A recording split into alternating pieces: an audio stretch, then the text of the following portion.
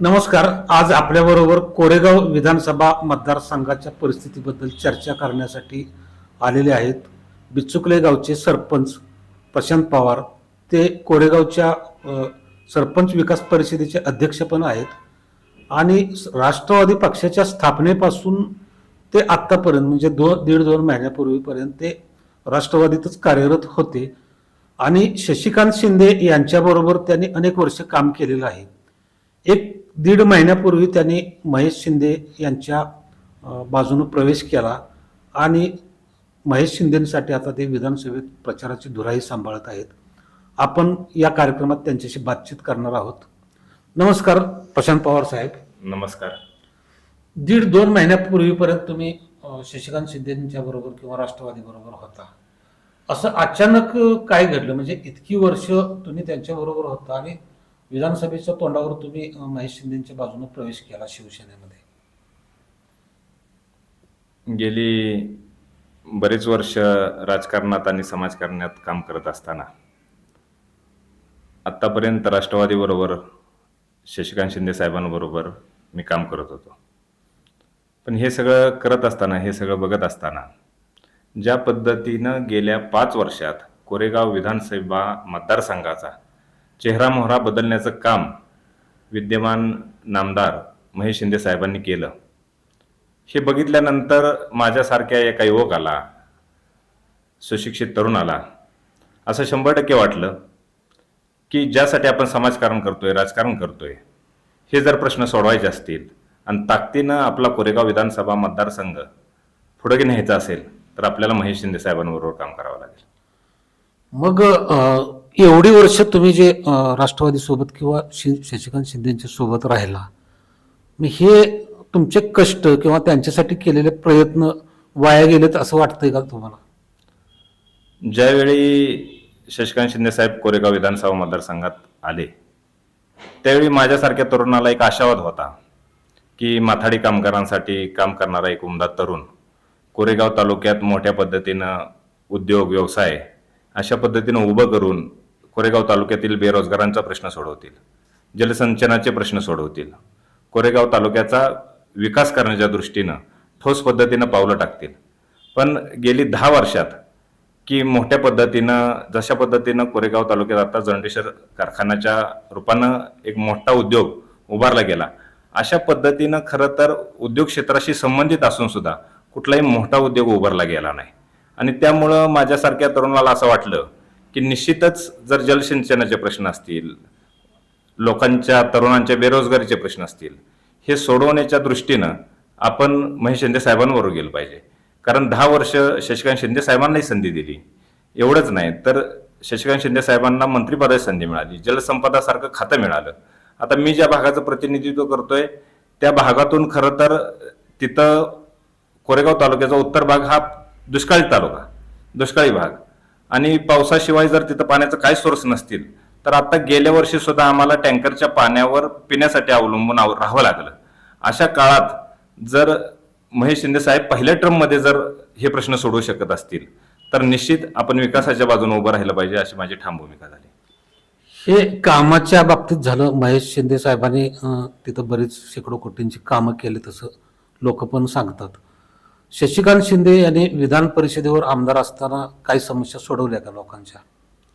त्यांनी त्यांच्या परीनं काम करत होते, पण खरंच एक आमदार म्हणून, एक मंत्री म्हणून, एक पालकमंत्री म्हणून ज्या पद्धतीनं कोरेगाव तालुका पुढे जायला पाहिजे त्या पद्धतीनं जात नव्हता. ही खंत, ही सल थोडीशी आमच्यासारख्या तरुणांच्या मनात होती. कारण एवढं जर मंत्रिपदापर्यंत जाणारं नेतृत्व असेल तर मग आपला तालुका विकास कामाच्या बाबतीत का पुढे जात नाही? आणि मग जर आपल्या जिल्ह्यात सगळी धरणं आहेत, आपल्या जिल्ह्यात सगळं पाणी, आणि हे पाणी सांगली, बारामती ह्या बाजूला जाते, तर ह्या दृष्टीनं आपली सुद्धा तशा पद्धतीनं लोकप्रतिनिधींनी ताकदीनं कोरेगाव विधानसभा मतदारसंघात कामं करायला पाहिजे होती, ती झाली नाहीत. शशिकांत शिंदे आणि महेश शिंदे ही दोन व्यक्तिमत्व कामासंदर्भात तुम्ही बोललात. त्यांच्या ह्या दोघांच्या लोकांच्या संपर्का संदर्भात किंवा लोकांशी हे दोघं कशा पद्धतीनं वागतात, तुम्हाला काय फरक जाणवला? मी महेश शिंदे साहेबांचं काम बघतोय. अतिशय सर्वसामान्यांबद्दल आपुलकीनं, आस्थेनं, आत्मीयतेनं राहणारा, काम करणारा माणूस म्हणून मी महेश शिंदे साहेबांना पाहता आलोय. म्हणजे जर त्या माणसाची समाजातल्या शेवटच्या घटकापर्यंतची अटॅचमेंट जर इतकी असेल, तर निश्चितच त्या माणसाला कोरेगाव विधानसभा मतदारसंघातल्या, मग ते भूमिपुत्र म्हणून असू द्या किंवा काय, पण त्यांना खरोखर सर्वसामान्याबद्दल कणव आहे. आणि विकास कामं तर त्यांनी कोट्यावधी रुपयांची केलीत, पण त्याचबरोबर सर्वसामान्यांचे वैयक्तिक प्रश्न सोडवण्याच्या दृष्टीनं सुद्धा त्यांनी जेवढे प्रयत्न केलेत तेवढे मला इतर कोणाच्या यांच्यातून दिसले नाहीत तसे. विधानसभेला अनपेक्षितपणे शशिकांत शिंदे यांचा पराभव झाला. महेश शिंदे जेवढ्या मताने निवडून आले, जवळपास तेवढीच मतं शशिकांत शिंदे यांना लोकसभेला कमी पडली. खरं तर इथं शशिकांत शिंदेना मतं जादा पडायला पाहिजे होती, कारण ते या मतदारसंघाचे माजी आमदार होते किंवा या मतदारसंघाचं नेतृत्व करत होते.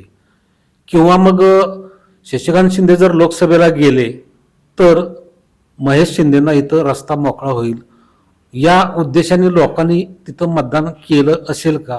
मग इतकी मतं कमी पडायचं कारण काय असावं? ह्याचं खरं तर महत्त्वाचं कारण म्हणजे महेश शिंदे साहेबांनी उदयन महाराजांसाठी अतिशय ग्रासरूटला जाऊन जे काम केलं, त्यामुळं लोकांनी ज्या पद्धतीनं नरेंद्र मोदी असतील, उदयन महाराज साहेब असतील, आणि त्याचबरोबर महेश शिंदे साहेबांचा जो झंझावाती प्रचार होता, त्या प्रचाराकडे बघून माझे आमदार शशिकांत शिंदे साहेबांना जेवढं मताधिक्य मिळायला पाहिजे होतं खरं तर लोकल उमेदवार म्हणून, तेवढं त्यांना मिळालं नाही. तर एक प्रश्न पवार साहेब, महेश शिंदे यांच्या कुठल्या कामांकडे बघून तुम्ही प्रभावित झाला? म्हणजे अशी कुठली कामं जी मेनमेन सांगता येतील की तुमचा त्यांचा तुमच्यावर प्रभाव पडला आणि तुम्ही त्यांच्याकडे आकर्षित झाला?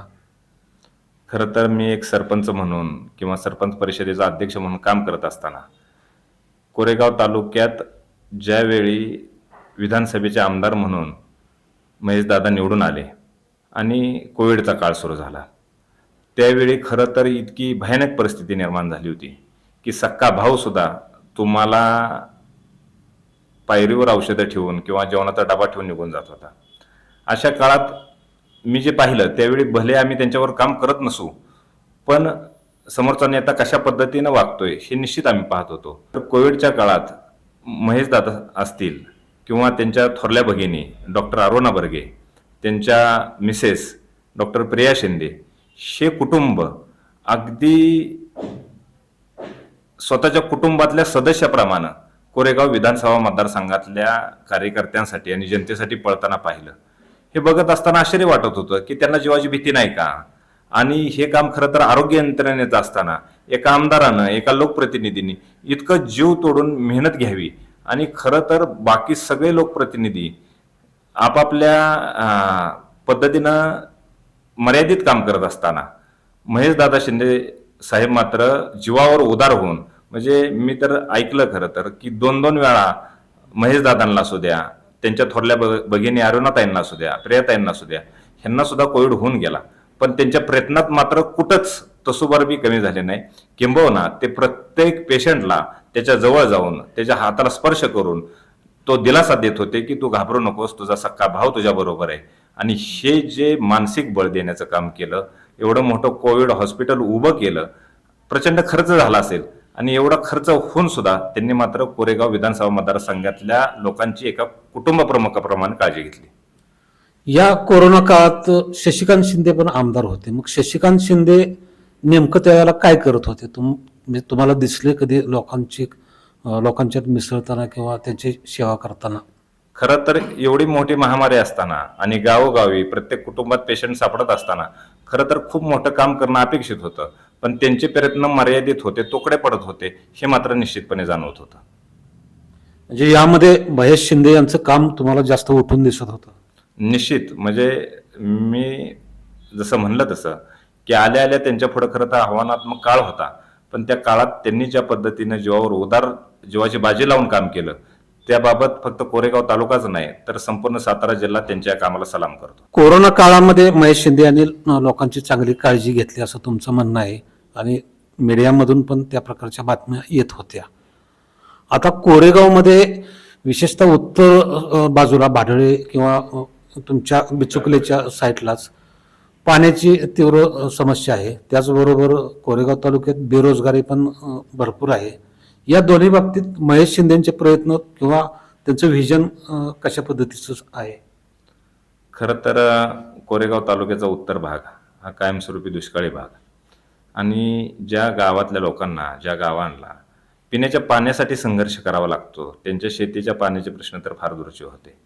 म्हणजे जे आता आजपर्यंत स्वातंत्र्यापासून आजपर्यंत झालं नाही ते आता काय होणार, अशी एक निराशवादी भूमिका जवळपास सगळ्याच त्या उत्तर भागातल्या लोकांच्यात होती. पण खरोखर कौतुक करावं लागेल महेशदादांचं की पहिल्या टर्मचे आमदार असून सुद्धा त्यांनी ज्या पद्धतीनं उत्तर कोरेगावचंच नाही तर भाडळे खोर असेल, सातारा तालुक्यातली काही गावं असतील, खटाव तालुक्यातील काही गावं असतील, ह्या गावातल्या जलसिंचनाचा प्रश्न सोडवण्यासाठी ज्या पद्धतीनं मास्टर प्लॅन तयार केला, नुसता मास्टर प्लॅनच नाही तर तो एक्झिक्यूट करण्यासाठी सुप्रमा घेतली मुख्यमंत्र्यांकडून. सुप्रमा घेऊन थांबले नाहीत तर एवढ्या सगळ्या मोठ्या मतदारसंघातल्या गावांसाठी त्यांनी भरीव निधीची सुद्धा तरतूद केली.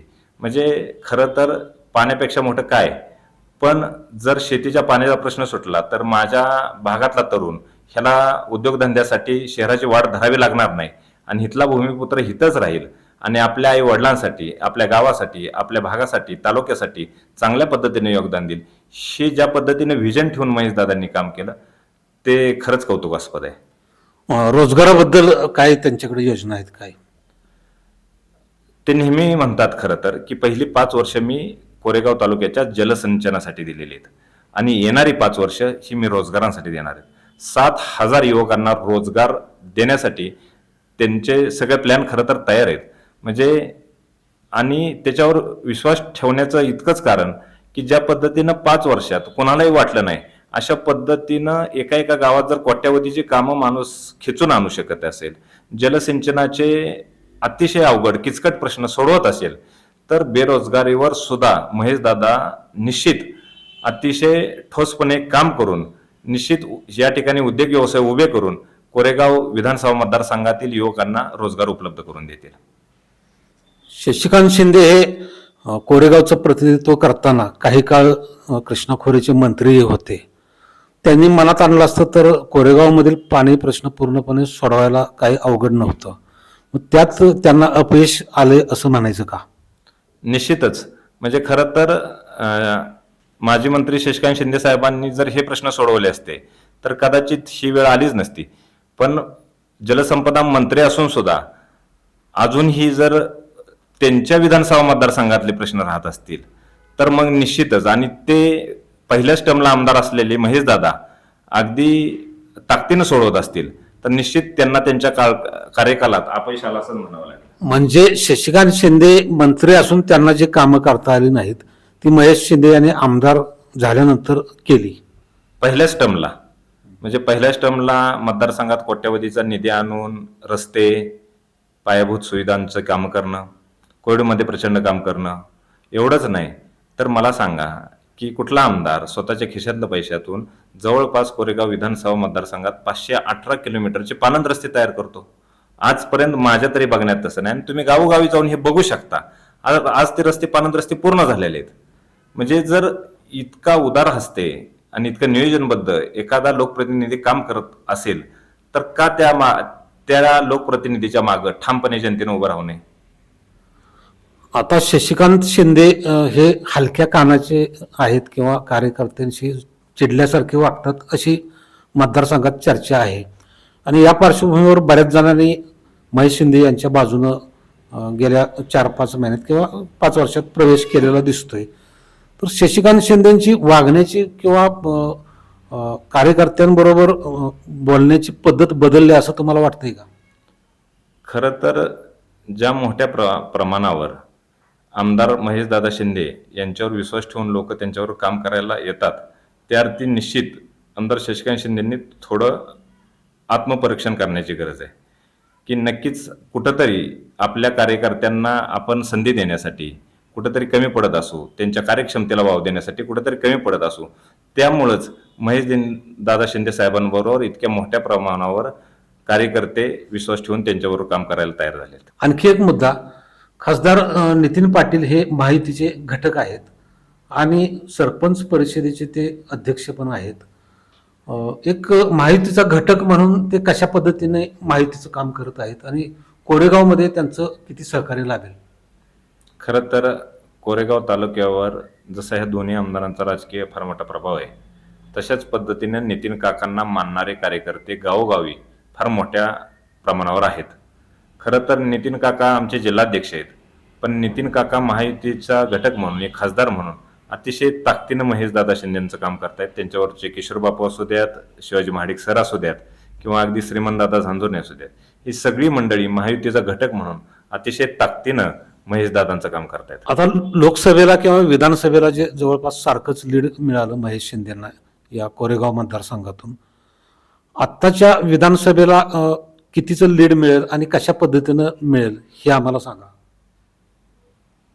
खरं तर ह्यावेळी महेशदादांना खूप चांगल्या मताधिक्यानं कोरेगाव तालुक्यातली जनता विजयी करेल असा विश्वास मला वाटतो. त्याची कारणं अशी आहेत की त्या माणसानं प्रचंड विकास कामं केलेली आहेत, गावोगावी ती कामं झालेली आहेत. म्हणजे ज्यावेळी खरं तर कोट्यावधी रुपयाचे बॅनर लागले त्यावेळी पोस्टर बाय म्हणून त्यांची हेटाळणं झाली की इतक्या मोठ्या प्रमाणावर कधी निधी मिळतो का, पण आज ती कामं प्रत्यक्षात पूर्ण झालेली आहेत. त्यामुळं सर्वसामान्य जनता आज महेशदादांच्या पाठीमागं अगदी खंबीरपणे उभी. ह्यामुळं कोरेगाव तालुक्यातून जवळपास 25,000पेक्षा जास्त मताधिक्यानं त्यांचा विजय होणं निश्चित आहे. कारण जवळपास 65 गावांच्या जलसिंचनाचा प्रश्न त्यांनी सोडवला. कोरेगाव शहरासारखं, ज्या कोरेगाव शहरात पंचायत समितीची इमारत असेल, प्रशासकीय इमारत असेल, त्यानंतर रेस्ट हाऊससारखं मोठं भरीव काम असेल, जे कोरेगावमधली नदी आहे त्या नदीच्या संपूर्ण सुशोभीकरणासाठी काम असेल, म्हणजे एका कोरेगाव शहरात तिथल्या अंतर्गत सगळे ट्रिमिक्सचे रोड असतील, एका कोरेगाव शहरात 500 कोटीपेक्षा जास्त ज्या लोकप्रतिनिधींनी कामं केली. आणि ही फक्त कोरेगाव शहरातच नाही, हीच परिस्थिती पुसेगावमध्ये, हीच परिस्थिती कोरेगावमध्ये, हीच परिस्थिती सातारा रोडमध्ये आहे. आणि गावोगावी जी छोटी मोठी गावं आहेत आमच्यासारखी, तिथं सुद्धा प्रत्येक गावात कोट्यावधी रुपयांचा निधी दिलेला आहे. हे खरं तर अभूतपूर्व आहे. असं मला नाही वाटत की सातारा जिल्ह्यातच नाही तर महाराष्ट्रात कुठल्या मतदारसंघात असं घडलं असेल. त्यामुळं फार मोठ्या पद्धतीनं, मोठ्या मताधिक्यानं, कारण कोरेगाव तालुका सुसंस्कृत आहे, सुशिक्षित आहे आणि विकास कामांच्या मागं उभा राहणारा तालुका आहे. त्यामुळं फार मोठ्या मताधिक्यानं महेशदादांना यावेळी कोरेगाव तालुक्यातली जनता निवडून देईल.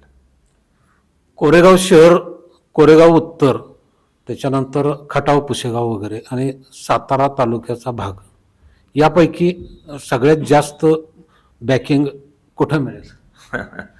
खरं तर स्पर्धा लागली साहेब. म्हणजे खटाव तालुका जास्त लीड देतोय, कोरेगाव तालुका जास्त लीड देतोय का सातारा तालुका लीड देतोय? कारण ज्यावेळी महेशदादा गेल्या वेळी निवडून आले होते त्यावेळी त्यांच्याकडं कार्यकर्त्यांची मजबूत फळी नव्हती. विकास कामांची लोकप्रतिनिधीच नसल्यामुळं विकास कामांची कुठली मांडणी नव्हती. पण फक्त एक अतिशय उच्च शिक्षित तरुण आणि ध्येयवेडा तरुण म्हणून लोकांनी त्यावेळी संधी दिली. पण आज त्यांच्या मागं विकास कामांचा तर विक्रम आहे आणि अक्षरशः तुम्हाला म्हटलं तसं ह्या तिन्ही तालुक्यात स्पर्धा लागली गावोगावी की कुठलं गाव, कुठला तालुका त्यांना जास्त लीड देतोय. धन्यवाद प्रशांत पवार. हे होते प्रशांत पवार, बिचुकले तालुका कोरेगावचे सरपंच, शशिकांत शिंदे यांचे कधी काळचे कार्यकर्ते, परंतु आत्ता ते महेश शिंदे यांच्याबरोबर आहेत आणि महेश शिंदे यांच्या कामानं ते प्रभावित झालेत. त्यांना विश्वास आहे की महेश शिंदे हे खूप चांगल्या लीडने इथं विधानसभेला निवडून येतील. धन्यवाद प्रशांत पवार साहेब. धन्यवाद.